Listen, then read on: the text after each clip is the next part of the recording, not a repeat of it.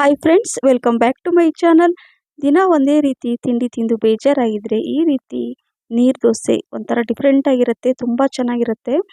Breakfast lunch ಬಾಕ್ಸಿಗಂತೂ perfect. ಬೆಳಗ್ಗೆ ಮಾಡಿಟ್ಟು ರಾತ್ರಿ ಇದನ್ನು ತಿಂದರೂ ಕೂಡ ಅಷ್ಟೇ ಸಾಫ್ಟ್ ಆಗಿರುತ್ತೆ. ಹಾಗೆ ಈ ತೆಂಗಿನಕಾಯಿ ಚಟ್ನಿ, ಸೊ ಇವೆರಡು ಇದ್ಬಿಟ್ರೆ ಸಾಕು. ಬೆಳಗ್ಗೆ ಮಧ್ಯಾಹ್ನ ರಾತ್ರಿ ಇದೇ ಬೇಕು ಅಂತೀರಾ, ಅಷ್ಟೊಂದು ಸಾಫ್ಟ್ ಇರುತ್ತೆ. ನೋಡಿ ನಿಮಗೆ ನೋಡ್ತಾನೆ ಗೊತ್ತಾಗುತ್ತೆ ಎಷ್ಟು ತೆಳುವಾಗಿ ಬಂದಿದೆ. ಯಾವುದೇ ಸೋಡಾ ಕೂಡ ನಾವು ಹಾಕಿಲ್ಲ, ಅವಲಕ್ಕಿ ಏನು ಹಾಕಿಲ್ಲ. ಜಸ್ಟ್ ಎರಡೇ ಎರಡು ವಸ್ತು ಇದ್ರೆ ಸಾಕು.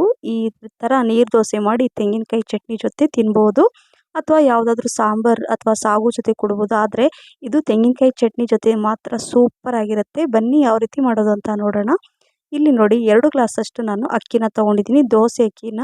ಇದನ್ನು ನಾನು ನೀಟಾಗಿ ತೊಳೆದ್ಬಿಟ್ಟು 2ರಿಂದ 3 ಟೈಮ್ ತೊಳ್ಕೊಬೇಕು. ತೊಳೆದು ಅದಕ್ಕೆ ಎಷ್ಟು ಬೇಕೋ ಅಷ್ಟು ನೀರನ್ನು ಹಾಕಿಬಿಟ್ಟು ಓವರ್ ನೈಟ್ ಇದನ್ನು ನಾನು ಹಾಗೆ ಸ್ವಲ್ಪ ಅದಕ್ಕೆ ಎಷ್ಟು ಬೇಕೋ ಅಷ್ಟು ನೀರು ಹಾಕಿ ಈ ಥರ ಮುಚ್ಚಿಟ್ಬಿಡ್ತೀನಿ. ರಾತ್ರಿ ಎಲ್ಲ ಹಾಗೆ ಇಟ್ಬಿಡ್ಬೇಕಷ್ಟೇ, ಮತ್ತು ಏನು ಬೇರೆ ಹಾಕೋ ಹಾಗಿಲ್ಲ.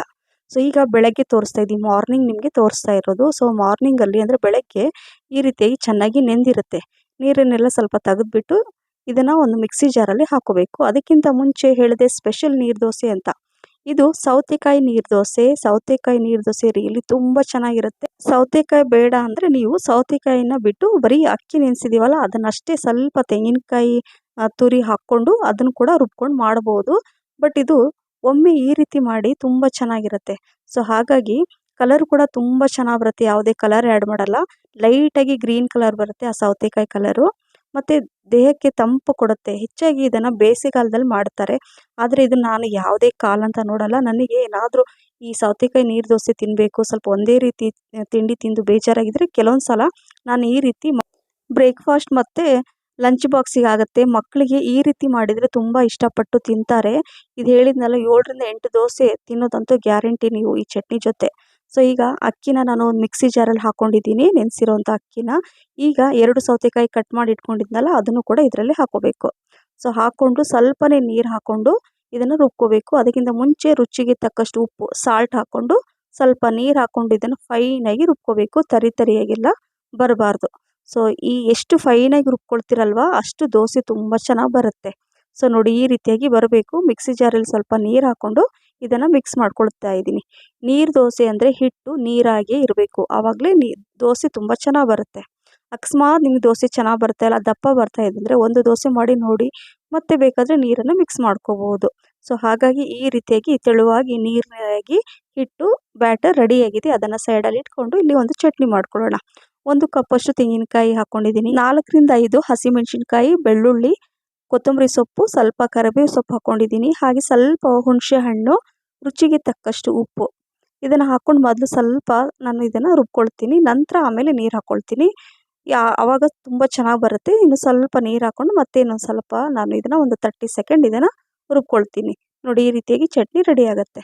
ಈ ಥರ ಚಟ್ನಿ ಈ ನೀರು ದೋಸೆಗೆ ತುಂಬ ಚೆನ್ನಾಗಿರುತ್ತೆ. ಸೊ ಇದೇ ರೀತಿಯಾಗಿ ಮಾಡಿ. ಸೊ ಈಗ ಇದನ್ನು ನಾನು ಒಂದು ಬಟ್ಲಲ್ಲಿ ತೆಗೆದುಬಿಟ್ಟು ಇದನ್ನು ಸೈಡಲ್ಲಿ ಇಡ್ತೀನಿ. ಇದಕ್ಕೆ ಒಗ್ಗರಣೆ ಬೇಕಂದರೆ ಹಾಕ್ಕೋಬೋದು, ಬಟ್ ಇಲ್ಲಿ ನಾನು ಒಗ್ಗರಣೆ ಹಾಕ್ತಾ ಇಲ್ಲ. ಈ ಚಟ್ನಿ ಒಂದು ಬಟ್ಲಲ್ಲಿ ನಾನು ತೆಗೆದು ಇಟ್ಕೊಳ್ತೀನಿ. ನಿಮಗೆ ಗಟ್ಟಿ ಚಟ್ನಿ ಬೇಕಂದರೆ ಗಟ್ಟಿಯಾಗಿ ಕೂಡ ಮಾಡ್ಕೋಬೋದು. ಇಲ್ಲಿ ನಾನು ಸ್ವಲ್ಪ ಮೀಡಿಯಮ್ ಆಗಿರಲಿ ಅಂತ ಸ್ವಲ್ಪ ನೀರು ಹಾಕ್ಕೊಂಡು ಇದರಲ್ಲಿ ಹಾಕಿದ್ದೀನಿ. ಸ್ವಲ್ಪ ಮಿಕ್ಸ್ ಮಾಡಿಕೊಂಡು ಈ ಹದಕ್ಕೆ ಬರಬೇಕು. ಇದು ತುಂಬ ಚೆನ್ನಾಗಿರುತ್ತೆ. ಪರ್ಫೆಕ್ಟಾಗಿ ಈ ಚಟ್ನಿ ರೆಡಿಯಾಗಿದೆ. ಸೊ ಈ ಚಟ್ನಿ ಸೈಡಲ್ಲಿ ಇಟ್ಕೊಂಡ್ಬಿಟ್ಟು ಈಗ ಹಿಟ್ಟು ಏನು ರೆಡಿ ಮಾಡಿ ಇಟ್ಟಿದ್ವಲ್ವ ನೀರು ದೋಸೆಗೆ, ಸೊ ಈಗ ಸೈಡಲ್ಲಿ ಹಂಚು ಕೂಡ ನಾನು ಇಟ್ಟಿದ್ದೀನಿ, ಅದು ಕೂಡ ಬಿಸಿಯಾಗಿದೆ. ಸೊ ಈ ಹಿಟ್ಟನ್ನು ಅಂದರೆ ಇನ್ನು ಒಂದು ಟೈಮ್ ನೀಟಾಗಿ ಕಲಿಸ್ಕೊಳ್ಳೋಣ. ಹಾಗೆ ಬಿಟ್ಟು ಏನಾಗುತ್ತೆ, ಮೇಲೆ ನೀರು ಕೆಳಗಡೆ ಸ್ವಲ್ಪ ಗಟ್ಟಿಯಾಗಿ ಇರುತ್ತೆ. ಹಾಗಾಗಿ ನೀವು ಒಂದೊಂದು ದೋಸೆ ಮಾಡುವಾಗಲೂ ಅದನ್ನ ಮಿಕ್ಸ್ ಮಾಡಿಕೊಂಡೇ ಮಾಡ್ಕೊಳ್ಳಿ. ಸ್ವಲ್ಪ ಈ ಹಂಚು ಕಾದಿರೋ ಹಂಚಲ್ಲಿ ಸ್ವಲ್ಪ ಎಣ್ಣೆ ಸ್ಪ್ರೆಡ್ ಮಾಡಿದ ನಂತರ ಈ ರೀತಿಯಾಗಿ ನಾನು ತೋರಿಸಿದ ರೀತಿಯಲ್ಲಿ ಈ ಥರ ಹಾಕ್ಕೋಬೇಕು.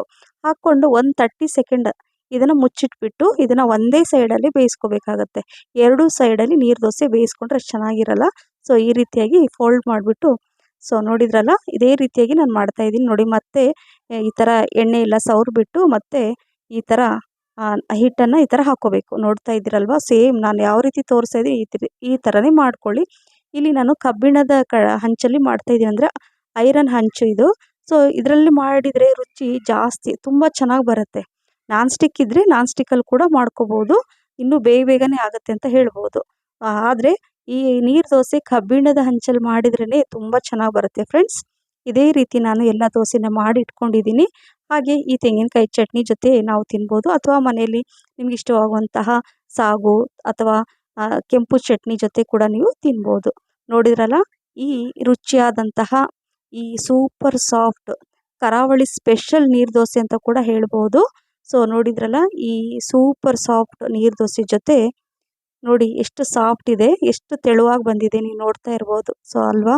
ಸೊ ಹಾಗಾಗಿ ಇದು ಬ್ರೇಕ್ಫಾಸ್ಟ್ ಲಂಚ್ ಬಾಕ್ಸಿಗಂತೂ ಸೂಪರ್ ಆಗಿರುತ್ತೆ. ಎಲ್ಲರೂ ಇಷ್ಟಪಟ್ಟು ತಿಂತಾರೆ. ಮಿಸ್ ಮಾಡದೆ ಮಾಡಿ. ಈ ರೆಸಿಪಿ ನಿಮಗೆ ಇಷ್ಟ ಆಗಿದ್ದರೆ ಲೈಕ್, ಶೇರ್, ಕಮೆಂಟ್ಸ್ ಮತ್ತು ಸಬ್ಸ್ಕ್ರೈಬ್ ಮಾಡೋದನ್ನು ಮರಿಬೇಡಿ. ಹಾಗೆ ನಿಮ್ಮ ಫ್ರೆಂಡ್ಸ್ ಮತ್ತು ಫ್ಯಾಮಿಲಿ ಕೂಡ ಶೇರ್ ಮಾಡಿ. ನನ್ನ ಫೇಸ್ಬುಕ್ ಪೇಜ್ ಫಾಲೋ ಮಾಡಿ ಅಂತ ಹೇಳ್ತಾ ಮತ್ತೆ ಸಿಗ್ತೀನಿ. Thank you for watching. Bye.